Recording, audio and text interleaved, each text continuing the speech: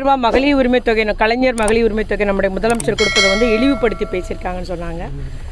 அந்த அம்மாவுக்கு தமிழ்நாட்டு மக்களுடைய பெண்களுடைய வாழ்க்கை நிலை, வாழ்வாதாரம் அறியாமல் இருப்பது இந்த ஒரு ஸ்டேட்மெண்ட்லேருந்து நம்ம அறிய முடிகிறது. மட்டுமல்லாமல் அவர்களுடைய வாழ்க்கை முறை எப்படின்றது நமக்கு தெரியும் இல்லையா. பெரிய ஒரு பண வசதி படித்தவங்க, பெரிய நடிகை. அதனால் அவங்களுக்கு நிச்சயமாக இங்கே உள்ள ஏழை பெண்களுடைய வாழ்க்கை முறை தெரிஞ்சிருக்க வாய்ப்பு இல்லை. அது மட்டும் இல்லாமல் சுதந்திரம், பெண்களுக்கான சுதந்திரம் கொடுங்கன்னு இந்த அம்மா சொல்கிறாங்க.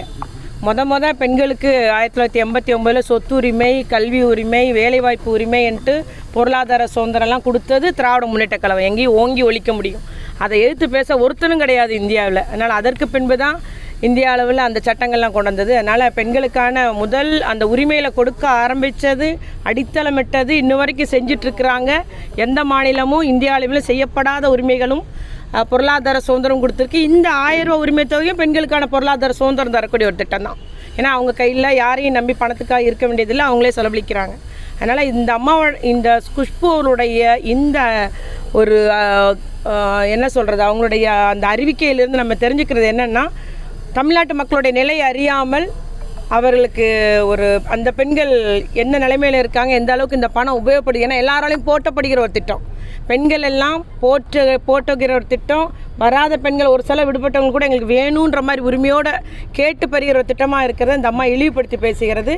அதற்கு இந்த 1,16,00,000 பெண்கள் அதற்கு பதில் சொல்லுவாங்க. வேறு வார்த்தையை நான் சொல்ல விரும்பலை.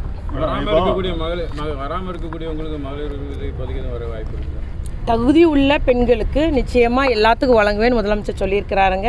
அதனால் ஏதாவது முதல்ல அந்த சிலர் ஆன்லைனில் பதிவு பண்ணுறதில்ல, சரியாக அந்த பர்டிகுலர்ஸ் கிடைக்காம சிலருக்கு வராமல் இருக்குது. அதெல்லாமே ஆய்வு பண்ணி அரசு வழங்கிட்டு தான் இருக்குதுங்க. அதனால் தகுதி உள்ள அத்தனை பெண்களுக்கு நிச்சயமாக வந்துடும். தேர்தல் தேதி விரைவில் அறிவிக்கப்பட இருந்த நிலையில் தேர்தல் அதிகாரி அந்த தேர்தல் ஆணையர் ஒருத்தர் ரிசைன் பண்ணியிருக்காரு. அதை பற்றி என்ன நினைக்கிறீங்க? எனக்கு ஒன்றும் தெரியலங்க அதை பற்றி. இந்த வெள்ளத்தில் அடிபட்டவங்களுக்கு இந்த ஆவணங்களுக்கெல்லாம் சிறப்பு முகாம் வச்சுங்க. ஆமாம், ஆவணங்கள் எப்பவும் கிடைக்கும். சரி, இல்லை அது நிச்சயமாக நான் வருவாய்த்துறையில் பேசுகிறேங்க.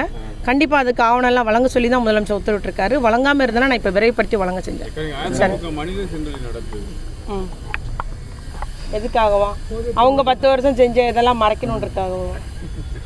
இன்னைக்கு குடியுரிமை சட்டம் வருதுங்க. காரணம் யார்? அன்னைக்கு அதிமுக எதிர்த்து வெளியே வந்திருந்தாங்கன்னா, இல்லை எதிர்த்து ஓட்டழிஞ்சிருந்தாங்கன்னா இந்த சட்டம் வந்திருக்காது இல்லையா? அதனால் நாட்டு மக்கள் நான் யாரையும் மறக்க தயாராக இல்லை. நாங்கள் நினைவுபடுத்திக்கிட்டு கொண்டே இருப்போம். அதுபோல் குட்கா ஊழலேருந்து எல்லாமே இவங்கெல்லாம் சேர்ந்தவங்க தான். இன்றைக்கி அதே ஒரு அவர்கள் எல்லாமே இருக்காங்க. ஃபோட்டோ பார்த்திங்கன்னா எல்லோரும் இருக்காங்க. எல்லா தலைவர்களோடையும் அந்த நபர் ஃபோட்டோ எடுத்திருக்கிறார். அதனால் அது இயல்பாக நடந்தது. அதை வச்சு திமுகவுக்கு கெட்ட பெயர் உருவாக்கி விடலாம் என்று எண்ணுகிறார்கள். அப்படி ஒன்றும் நடக்க போவதில்லை. எல்லா தலைவர்களோடையும் எல்முருகனோட இருக்கார். நிறைய ஃபோட்டோ பார்த்துருந்தேன். எல்லாத்தோடையும் அந்த நபர் இருக்கிறார். ஆனால் இவங்க திமுக மேலே குற்றம் சுமத்துறாங்க. மக்கள் யாரும் அதை ஏற்றுக்கொள்ள மாட்டார்கள்.